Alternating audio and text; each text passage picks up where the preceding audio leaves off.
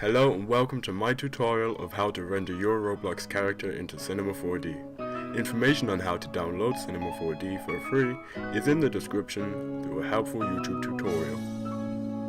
This is the first episode of a YouTube series of videos which will be dedicated to helping new and developing GFX creators learn about Cinema 4D, some of the features it has, and how it can be used to create GFX. Without further ado, let's begin. Okay, so you want to go into your studio, and what you want to do is you want to press the play button in the top left, and your character will load in like that. So once you do that, you want to look into your Explorer workspace. You want to click the arrow to the left of it, right click on your character, White Rabbit's my username, and export selection. So once you're in there, you can choose where on your computer you'd like to save it. In my case, I chose models and people, and I made my own little folder, which is a good idea because you're going to have quite a few files in that folder. So I've got my character, and that is all you will need for Roblox Studio. So once you're finished with all of that and you've saved it, you can just stop and you can exit Roblox Studio. So then you want to open up Cinema 4D, which if you haven't downloaded it yet, I will put a link in the description on how to do that for free, instead of spending £4,000 or 4,000 euros on it. So this is Cinema 4D, this is what we'll be using, and in the top right you have your tool to move it. You just click and hold and you can move around. You have your zooming in and out tool. Again, you click it and hold it and you can zoom in and out. Next to it you have the rotation tool, which you use to rotate around whichever thing you'd like to be rendering in Cinema 4D. These three tools will help you move around in the program and get better angles on what you're trying to look at. So we're going to add a cube to begin with, and we can show you the different tools. So this is a select tool. You use it to select whatever you'd like to pick. This is the move tool, and with the different arrows you can drag it along that axis. So in this case we're dragging it along one. We're dragging it along this axis now, which will be up and down through the arrow pointing upwards, and we can drag it along this line from the other arrow. So you can use these to move your character or anything else you'll be rendering. And next tool is the resize. So with this you can use it to resize your piece, or resize the model or character that you want to render for your GFX. And if we use a different thing, you can see that with some objects they can be slightly different in how they increase and decrease in size. So this tool here is the add item button, and if you click and hold you can select any of these shapes. So if we were going to use a figure or a human shape, we would hold it and then release it on human. And if we just delete these, we can pick a different shape. Let's go for a pyramid.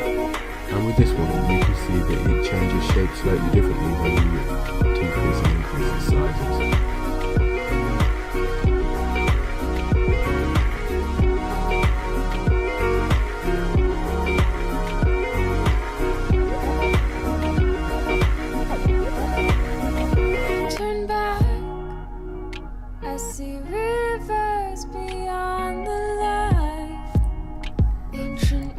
Now if we rotate ourselves a bit here,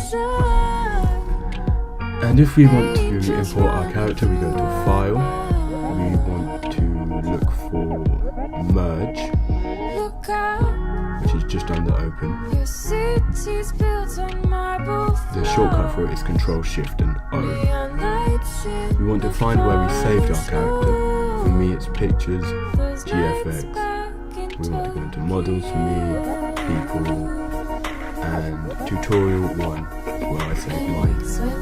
So we want to make sure to press the OBJ file or the object file instead of the MTL or material file. This is so it renders in as an object instead of a material. Just press OK, and as you can see, our character will be down here and he will be very small, but that's okay because for the purpose of this video we just want to get a basic render done. So he's in here.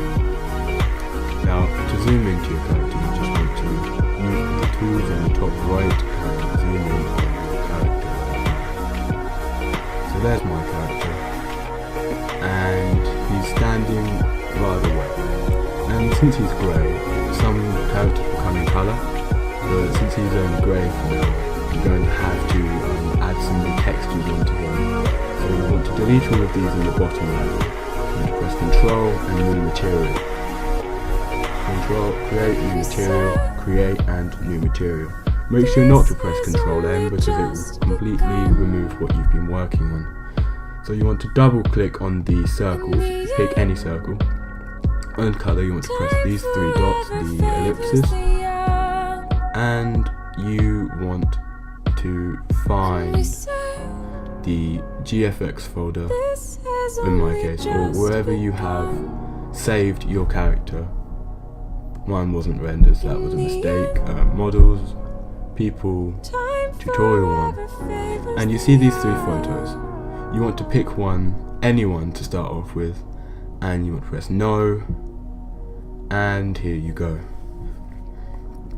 If you take off reflectance, that's good, and then to implement a texture onto a part of your body, you just click it, hold it and drag it, and then release it on the part you'd like to colour. So as you can see, I'm adding some of the colour to my character right now, and it's going quite well. So that's all we need for that one character. If you put it on the wrong part, it won't look right. So like there, it looks quite strange. So you can just Control Z and undo that. So with our next one, we want to turn off reflectance again. Press the 3 buttons on colour, and there we go. And we want to pick a different one. So in this case, I chose the red and the green and blue, and since it's the colour of my hat, I put it on the hat. And then we do it for the final one.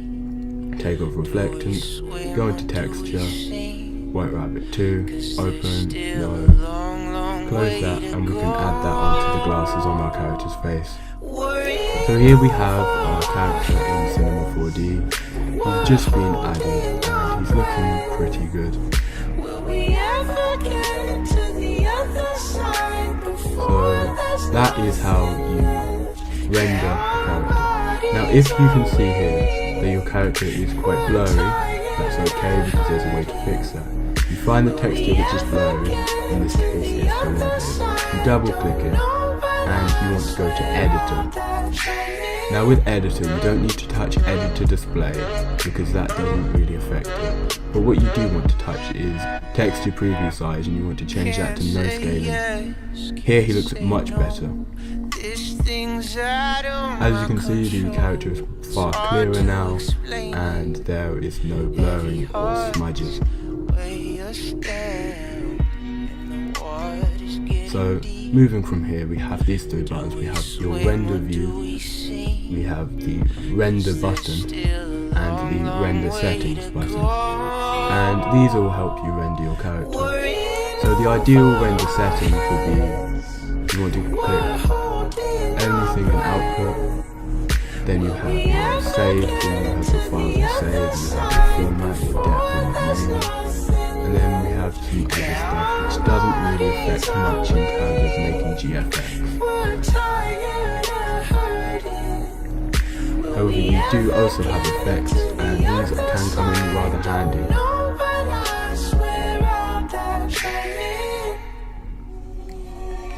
So we're just going to add a light so you can see the character, and we're going to use the move tool to drag the light up and across so it lights up our character, and we're just going to render the view. So this is what our character looks like right now, and as you can see, out with a preview render, it looked quite good. If we would like to add some other lights to illuminate other positions, we can.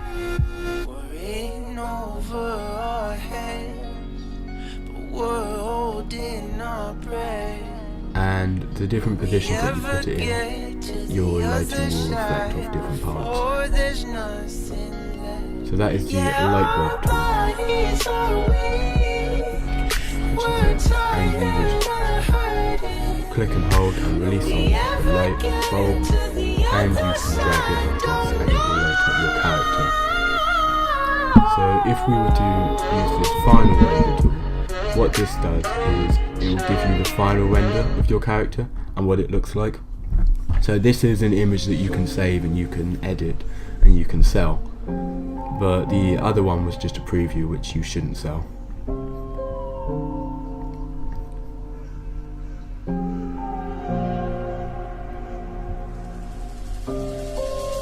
So if we move our character around a bit, you can see that the back isn't lit up by this light because it's facing forwards and it's being blocked out.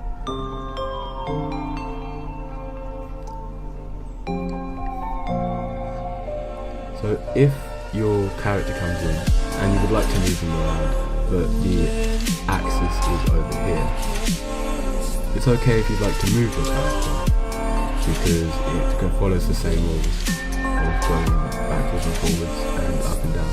However, if you'd like to rotate it, things can get sticky. So how do you solve this? Well, you press this, or you go on to move, which is up there. The shortcut to it is E. You press the enable axis tool, which the shortcut is L, and you were to just drag the axis across to where your character is, and you'd like to place it inside your character, just like that. Now if we take off enable axis and we move to rotate, the character will rotate from the middle, and that's much better if you're trying to get them in a position.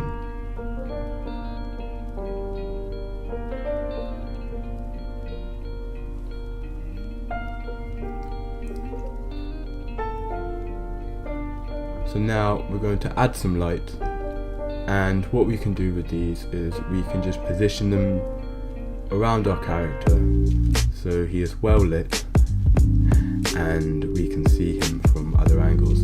You can use Ctrl+C and Ctrl+V to copy and paste lights in, and it saves you having to do it over and over again.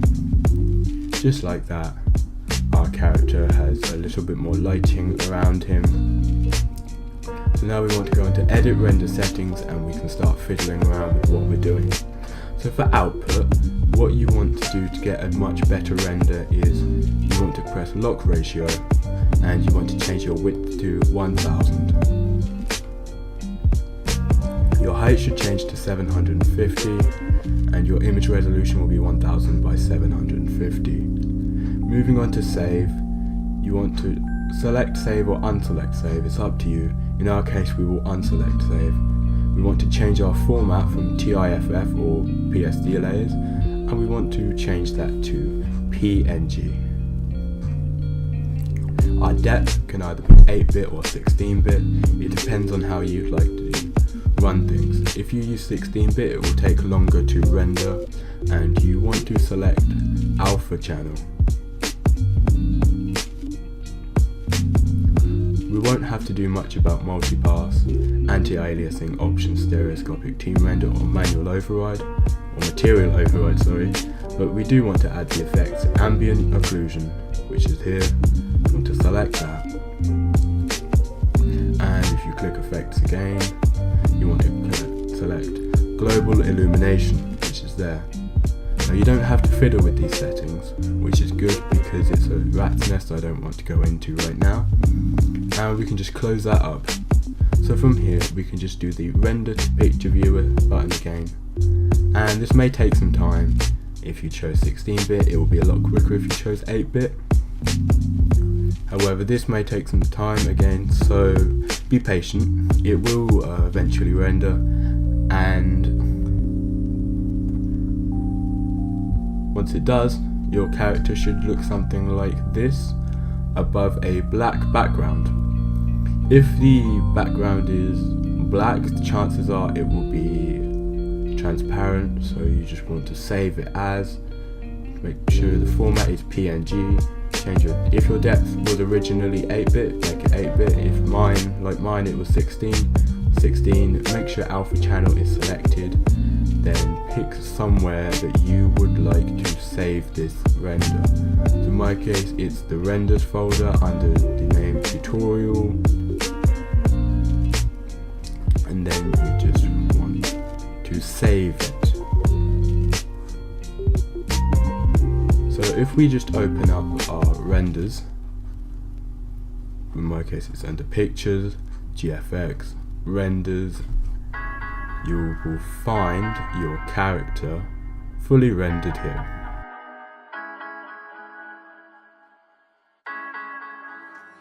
Doors, I'm